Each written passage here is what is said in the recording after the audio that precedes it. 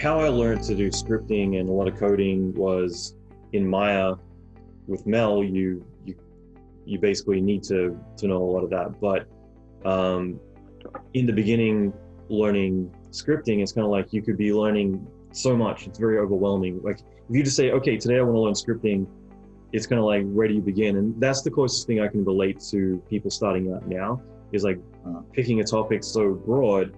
But if you set a goal, and this is how like one of my buddies over at Weta explained scripting to me back then, was like, if you set a goal of, I want to make a tool that just tells me what lights and shadows turned on, something simple as that, that gives you some direction.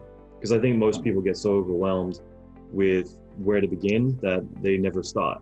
But if you're able to say, okay, well, I want to make a robot and I want to make it move or whatever else, then at least you're giving yourself some kind of direction that you can then start to break it down into, well, yeah, what do I need to do that? I need to learn part surface modeling, texturing, lighting, rigging, let me go and do all these things. But if you're just going to say, I'm going to do 3D, it's just, it's going to be a little bit too overwhelming to know where to begin.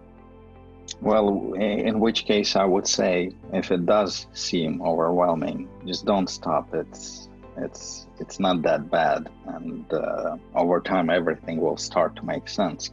Yeah. And the layout will start to build out in your head, because in the beginning you don't know even closely what stages are there, what stages are involved, what you need to do that. And then the only way is, as I mentioned, break it down. Focus on one topic. When you do it in the process, correct questions start to pop up in the head. Exactly. And in Google, you just type in that exact narrow focused question, Google answers. That's it.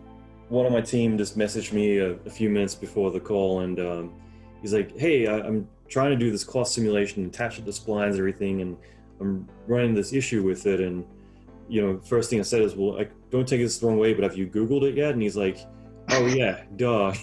And of course, like, half the problems we run into, like someone's already ran into that and documented it. So exactly, yeah.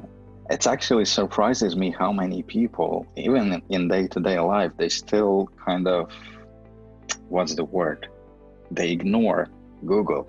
Yeah. Like, it's crazy. Even young generation, like, my wife has a niece who's she's 20 now. She still like asks us instead of Googling simple things. Yeah, I don't know. I guess it's a mindset, and for me and you, we probably grew in that generation with the internet, so we were so excited about it and like, oh, come on, information. That's right. So easy that we use it. We now appreciate it, and it's part of our day-to-day life. But the newer generation, not all of them are like that, which is interesting. Yeah, it is pretty fascinating just to kind of think of what people are like growing up with this. Like, I started watching this Netflix documentary, just came out yesterday. I can't remember the name of it, but they were mentioning how a lot of people are now being born into social media and like what that's like for their brain. But I think in general, it's very different, whether it is our industry or whether it's technology. I find it kind of fascinating because, like, for me, I'm I can still think back to having data on cassette tapes, or your computer was the keyboard, just when the internet came around, all those things. But for other people, like, I hang out with my friend's daughter, she's 2 years old, she's like swiping my laptop trying to unlock it like an iPad, and you're trying to explain to her that it's not an iPad, but that's just it. Like, they're kind of born into all this technology. It's just kind of second nature to them, and whether they appreciate it or whether it becomes more intuitive for them, it's pretty fascinating just to kind of think, like, different generations and how they interpret everything that we do day to day. Yeah, that's what I meant earlier as well. Well, not youngsters already, but they are catching up, getting jobs and all that. They're like 20 years old guys, having absolutely different background, absolutely different opportunities, technologies. And I just ran a challenge, automotive CG challenge, where people submit their work and they get a prize sponsored by NVIDIA. But dude, they were 13 years old participants that were doing crazy stuff.